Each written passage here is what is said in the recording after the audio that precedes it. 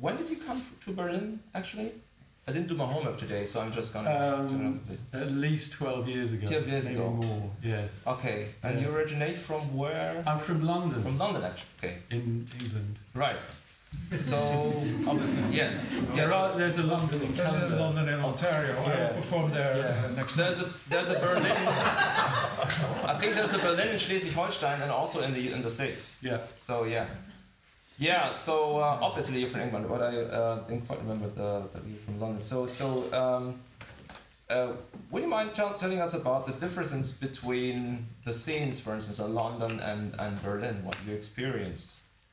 In London, I was attached to or part of, I like to think, the free improvisation music scene, and the term free improvisation is synonymous with the improvised music scene in London. And there is a kind of a distinction between that and jazz. So something that struck me straight away with playing with people like Jan Roeder and Marion, Christian Marion, who's in the audience here today, was that there's this kind of much more fluid sense between jazz and improvised music. And you know, I do write about improvisation as well, and you know, one thing I'm interested in is kind of local differences. I think there are things that translate very easily between us, but I think when you arrive in different places, you discover that there's a nuance on this that's not quite the same. And I think that's probably, we were talking about Poland earlier. Yeah. And the free jazz thing in Poland and the relationship between that and improvised music, and so that's one thing anyway in Berlin. I think I think the Berlin scene is fantastic, and I think really what characterises the improvised music scene in Berlin is the diversity that you find within what's often referred to as Excite music. Is actually characterised by a great diversity of practices, through which improvisation forms a kind of connectivity.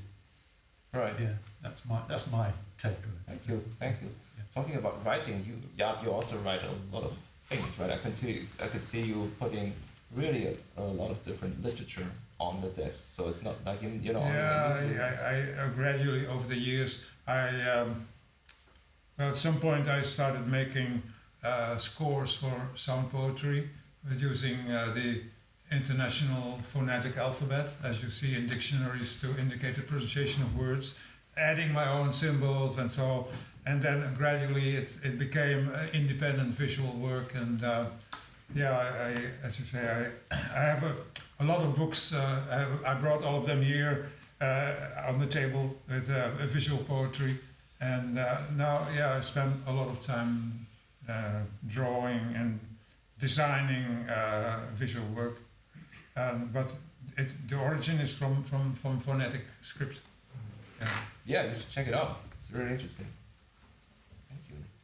Talking about poetry, jetzt rede ich mal wieder Deutsch. Timmy, du hast ja auch einiges mit Gedichten zu tun gehabt in deinem Werk. Und hast auch sehr viele große orchestrale Sachen gemacht oder machst sie immer noch, wo du teilweise sogar dirigiert hast, gesungen gleichzeitig und so weiter und so fort. Und jetzt bist du hier mal solo am Klavier. Was für eine Bedeutung hat denn so ein Solo-Klavier-Performance in deinem gesamten Werk für dich?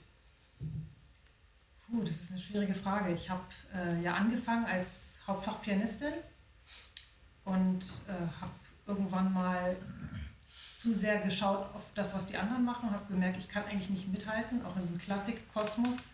Das ist schon irgendwie eine ganz andere Liga gewesen, alle um mich herum. Hatte einfach Glück, dass ich reingekommen bin ins Studium und habe dann gewechselt auf Schlagzeug, war dann Schlagzeugerin, auch klassisch ausgebildet, habe innerhalb meines Studiums gemerkt, so, da gibt es ja noch etwas, das nennt sich Jazz. Warum kenne ich das nicht? Und dann habe ich angefangen, Jazz zu hören, gesagt, okay, das muss ich jetzt auch lernen und bin dann nach Berlin, damit auch das Klassik-Label von der Stirn weggeht, und habe dann Jazzgesang studiert in Berlin. Und da habe ich mich dann in persische Lyrik verliebt und habe angefangen, DichterInnen kennenzulernen, vor allem Dichter am Anfang, und die zu vertonen. Und so ist immer eins zum anderen gekommen, und ich durfte dann das Trix Orchestra gründen mit Ketan, Bhatti, und habe da drin wieder viel Neues gelernt. Einfach diese faszinierende Kombination von europäischem und außereuropäischem Instrumentarium. Also jedes Mal bin ich fasziniert von etwas Neuem, was passiert. Dann habe ich die Echtzeitmusikszene in Berlin kennengelernt und dachte, wow, wieder was Neues. Also jedes Mal springe ich in etwas Neues rein und es wird immer spannend, es bleibt immer spannend. Ich merke, dass ich das spannend finde, immer wieder Sachen auszuprobieren, die ich noch nie gemacht habe.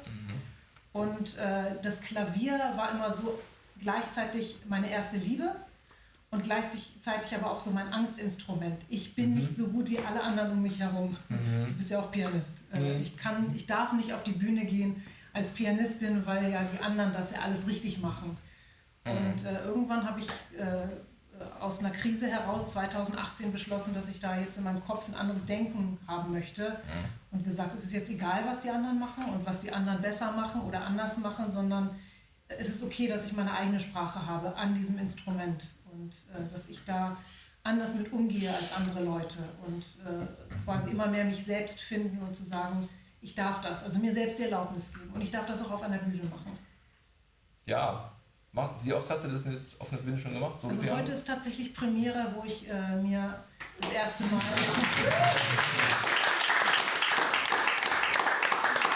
Ich glaube, es ist mir zum ersten Mal, dass ich gar nicht singe und nichts anderes mache, außer der Flügel und ich. Super. Ich hätte fast gedacht, dass du das irgendwo schon mal halb öffentlich oder irgendwo mal so bei einer Performance irgendwo so mal untergebracht hast, sonst hätte ich das natürlich jetzt auch noch groß auf die Fahne geschrieben. Nee, das muss ja nicht sein. Das stresst mich ja schon genug. Nein, nee, aber das ist, also ich versuche ja auch, so wie ich das kuratiere, versuche ich ja auch so eine Mischung zu machen aus alten Solo-Häsinnen und so und Leute, die das ab und zu mal machen und Leute, die es noch nie gemacht haben. Und manchmal stoße ich das ja an und also zum Beispiel bei Taiko Solo Saito ist ja eine Soloplatte darüber rausgekommen, die hat bei mir das erste Mal Solo gespielt. Ja. Das hat zwar ein paar Jahre gedauert, aber das war gut. Naja, so again more to English. Hast du was verstanden, Paul? Did you get anything that we were saying in German? I think yes, because we're talking with Simon in the backstage about her premiere with the piano. All right. So I think so you got the English version beforehand. yes, Excellent. I think yeah. Very good. Very good. But I was going to ask you because we're talking about just mentioning the way that you feel yourself while playing, and like if you compare yourself to others and you think, oh, is this allowed that I play this, that I'll do this, like thinking about all these idioms and other people's expectations. How do you manage to get rid of this when you perform? Is that an easy thing to do, or have to kind of meditate beforehand, or how do you approach this? For me, improvised music is be improviser, be a musician. Is maybe at the beginning, be a musician. This is thinking that you must create your own language to explore. This is art, so you're trying to find a way to share it with you. Thinking about art, thinking about the music, and in some point when you are a musician, you try to, for the guitar player, it's very easy to find your tune, you know, this guitar, this amp, and this is like a beginning of the history of this, thinking about how I will be sound, my style or something like that, and going from this to be improviser and be on the stage with other musicians. When the music, I always thinking this is very social thing. And playing improvised music is much more social because we was talking about Viola about this before the sound check. That on the stage when you improvise with other musicians, there is no score, there is no limitation. You feel this is very social situation. You feel who is empathy, who forces you, something like that, to do. You know, you play like me or something. Very easy way to describe, but. For me, always, before I started to play this kind of music, but I was listening to this kind of music, was interesting situation when I hear very strong voice on the scene. Someone developed very great technique, language, very original way to explore his art, and he meet similar person with the same attitude, the same skills, and I can imagine how this guy or woman sound, but I cannot imagine how they will be sound together when they will play. So this is like I don't wanna thinking that I must fix somehow with my tune or something like that to, I don't know, put my level down in some point to play with someone. I must be respect in some point, but these two things are not the same way. We playing together, we want to create something together, and be honest, like playing solo is difficult sometimes, I think, because for me, I very like to play with other musicians, because sometimes they push me to this out of my comfort zone or something like that, and inspire me during the improvisation. And like, and still they can push me from the comfort zone, but I can still stay with my language style or something like that. So I don't know if I give you a good response. I think you gave a good response. A lot of food for thought. Thank you. Okay, so Viola, I'm sorry to ask this question as the first one, but obviously, you know, you got this really cool thing that nobody can see yet. Your electronic dress. And would you care to tell us a little bit about it, how it works and how you came up with this? It's a bit difficult to summarize. You summarized it really well before we were starting. So it's been a few years that I've been very interested in developing, thinking of my musical body and how to bring my specific musical body in my music. So so I've been building different instruments, exploring how to engage my body and differently, and that was my initial idea, to make my body, different parts of my body and different non-traditional way of playing things, put that in the design of my instrument. And later on I realized that what I'm actually trying to do is to I have a very strong drive to make electronics, to play electronics with my body. Like how to make, that was my question, how to make electronics to highlight my body at the same time my body can perform with it, more than just mapping, like you put this parameter to control this. What is something in my instrument building practice, the more I do it, I realize that the physical world is so complex, and how can I use my body to put my body in these complex relationships and make them perform. So that has been the questions and things that I've been thinking of for quite some years. And the dress that you're about to see is an electromagnetic feedback dress. And I was very interested in just putting something on the body, you know. I wanted to work with my body, and oftentimes I build something that is away from my body. So that was the first step, that I wanted to challenge myself to build something that is on my body. At the same time, that also fulfilled my childhood dream to make my own clothes. So that was my first dress. And so what you will see is a big green dress that embeds non-insulated cables on the dress, and the dress actually has two cables that channel audio signal in two different ways. So there will be two channels of feedback, electromagnetic feedback. If you are curious about the tech a little bit more, basically my dress connects to the guitar pedals, and the guitar pedals go to the mixer. The mixer split the signal. One goes to the PA, one goes back to my dress. That becomes the feedback loop. And the fun part for me personally is the fact that these cables are non-insulated. They're poorly insulated. So when I fold the dress, which means I put multiple cables overlapping in different ways each time, and the internal electromagnetic fields overlap, and what you're hearing is the modulated sound out of these overlapping. And so you will see me moving the dress a lot, fold the dress a lot, stretch it. For me, it's a way of sculpting the sound that I'm making. Thank you. That was a very thorough answer, I think. People got it. Yeah.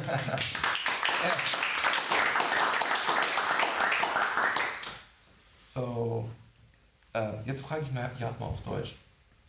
Darf ich dich auf Deutsch fragen? Du kannst auch auf Englisch antworten. Auf Deutsch geht auch. Deutsch ist genau was immer. Ja. Wie lange machst du jetzt schon Musik? Wann hast du angefangen? Ich habe eigentlich angefangen Saxophon vor 51 Jahren. Vor 51 Jahren. Aber allmählich, ich habe dann Ende 70er Jahre Lautgedichte entdeckt, Hugo Ball, Kurt Schwitters und so. Mhm. Und dann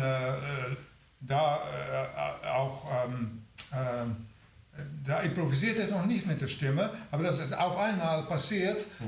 Das war 1984. Dann habe ich ich hatte so ein Dachbodenzimmer in Amsterdam, habe ich eine Platte gespielt von Archie Shepp. Da war auch Roswell Rudd und Posaune und die haben so ein Duell und da habe ich einfach mitgemacht, auf einmal. Und da war die Platte schon zu Ende und ich war noch so dran. Also das war ein ziemlich gutes Gefühl. Ich hatte damals aber noch keine Ahnung von, dass es irgendwie Musik oder Kunst sein könnte. Ich kannte noch gar keine Stimimprovisationen. Da habe ich später alle entdeckt, Filmenten und so die ganze.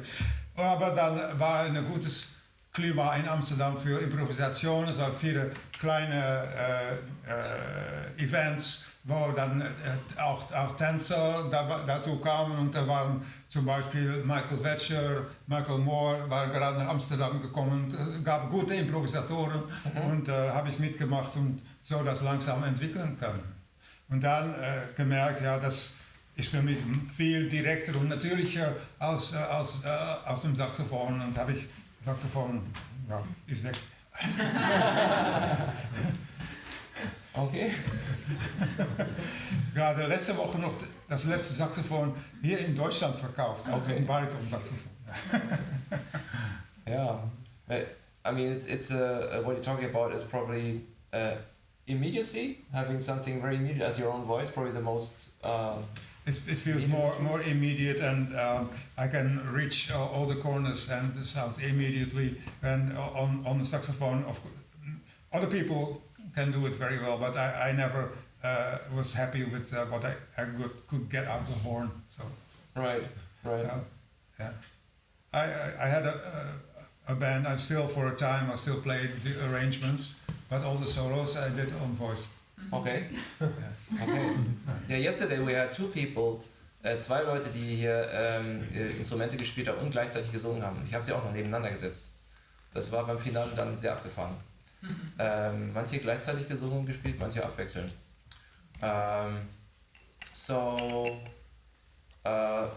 Maybe talking about immediacy and instrument, could I ask you, Sam, what do you think about the idea of is that something that appeals to you, this idea of the instrument being like the extension of your fingers, something like that? Yes, and we were talking before about guitars. Yeah. Oh. Powell said there are too many guitar players. I said, well, I used to play guitar. I used to be a guitarist, and I got to a certain stage, about 30 years old, and I thought, and also fed up with the scene I was in, the kind of more rock experimental scene in London. And I thought, I'm going to go, and I had a sax on the side, and I was a better guitarist, but I thought, I want to go with the sax. And with the saxophone, I had a completely different relationship, and it's something to do with the breath. It's something to do with the music that's related to actually the contours of your body. And so there's that, if you choose to think of it in that way. And I found that when I practiced the saxophone, I'd sort of vaguely do something with the guitar, you know. When I grew up, my sisters used to play. Simon's always watching TV with the guitar and that. Oh, really? Yeah. But I mean, with the saxophone, I'd have to go and find a room for a couple of hours, and I just really got a lot out of that. Mm-hmm. Actually, I think what I got out of that was almost something independent of whether or not I was getting musically better. Right. And I still feel that. I still feel that there's something about being with the instrument and there is an immediacy, and I think it's a bit of a cliche. The saxophone is closest perhaps to the human voice. It can get, and I choose the baritone. I used to play alto, but I choose the baritone because it gives in different registers, and some of the things that I do are clearly vocal, and and I think I love the baritone. So yeah, definitely, and immediacy is the human immediacy in particular is something that I'm interested in. Right. So for human immediacy, it could be the immediacy with oneself, or it could be the immediacy of having your instrument, communicating with other people through instruments.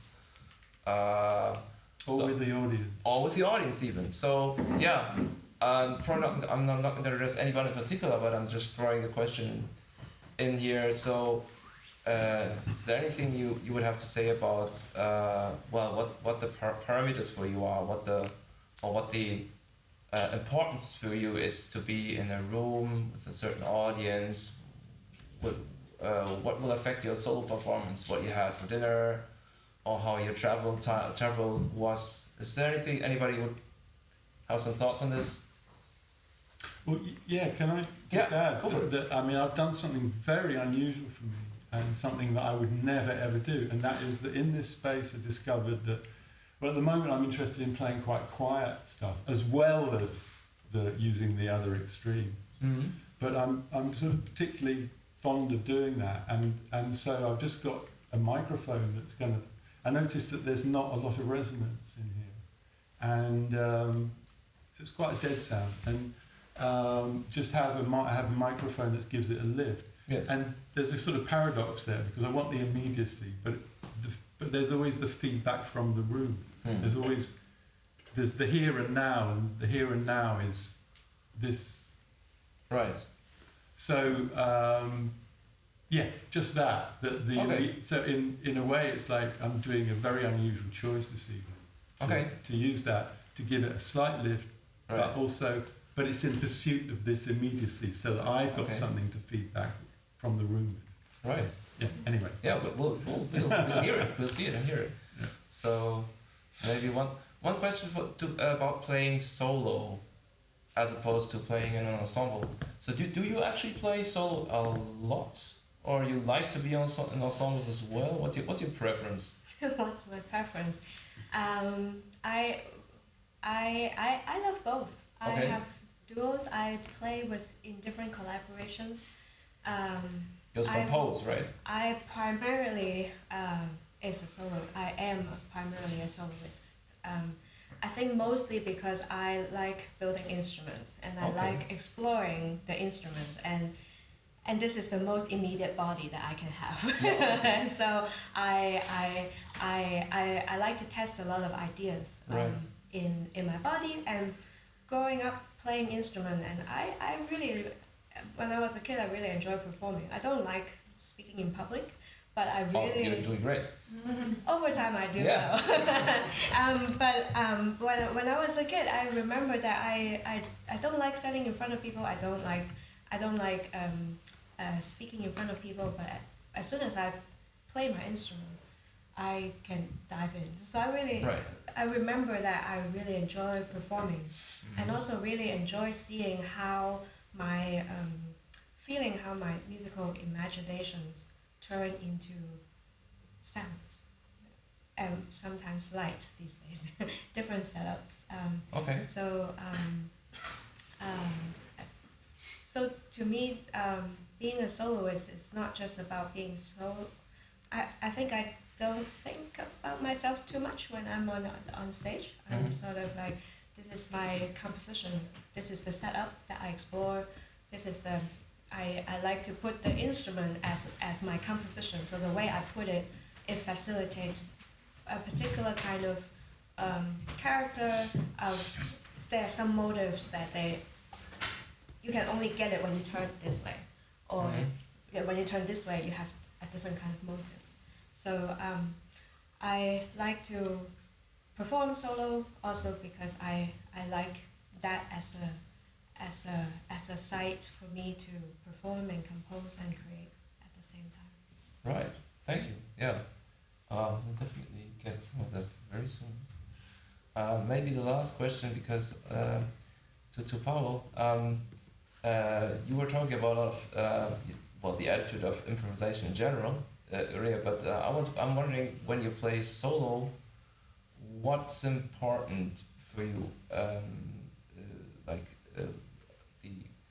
and surrounding wise? Is there anything in particular that you listen for, like the room resonance, the vibe from the audience, or are you more focused on yourself? How's it for you? You know, when you're playing on the electric guitar and you didn't touring with your amp, so and you go to different venues, get some amp. Right. And at the beginning, it's always try to configure, control the situation with new amp. You don't know this amp. You have your own effects. You have your tools, sticks, or something like that. But you have different amp. Everything will be different. And this is the first step for me. That is something new, something refreshing, and situation that opens something that I can use, start to play with this, with my vibe or something like that. And this is first step to the thing that inspired me. The second thing is, the musician that you play. Room, of course, is always sounds different. Like Simon says, this room have theater acoustic, not like a concert room or something like that. It's not wide open. So it will be something different too. You practice at home. You practice in the room that you know very well. You have a rehearsal room or something like that. And you play on the very comfort volume level sometimes. And you start to useful for some stuff. And you go somewhere else, play some gig, different musician, different amp. Everything sounds different. So if you wanna make, if your goal is to achieve something new and interesting, you must listen the room, how it react, how it work, from the physical, technical part, and for the collaboration with other musicians. And for the solo, I didn't play so many solos because I play solo all the time at my home when I practice. Yeah. My wife loved it. She listened all the time, all my solos performance. Yeah. So You're not being ironic. She loves. Great. yeah, That's a good thing. still. Not everybody has that. But when I start to thinking about maybe I will start perform live solo acts, I try to find way, and you will see it, because I try to find way how to play solo and have something from the outside of my mind that I cannot control. So I start to play with the feedback, and I try to develop this language like a minimum source but maximum possibilities, because you have different amp, different volume, different gain, everything, different feedback you control or not, more or less, is always different. And this is the situation that I'm jumping, like a too big ocean. I cannot control everything, so I must improvise what I get from the speaker, from the feedback, and try to play with this, create something interesting. And for me, it's the situation, I'm solo, I play alone, but there is something extra that I didn't control, and for me, it's another person. So that's like a random factor that gives you inspiration, maybe. Yes. Okay. But also what you just explained is the reason why you're actually, which we'll see, sitting opposite your amp, right? You're facing the amplifier. Yeah, It's going to be interesting. Okay. Yes, Alright. because technical part, feedback, and everything to have, and this is something that stuck with me doing this performance. Okay. This solo, because sitting next to your partner, the speaker, feedback. Partner. I'm watching the clock and you're being very eloquent, everybody, and ihr sagt alle so super Sachen, aber ich glaube, ihr wollt jetzt mal ein bisschen Musik hören, oder? I can go on checking. Danke alle.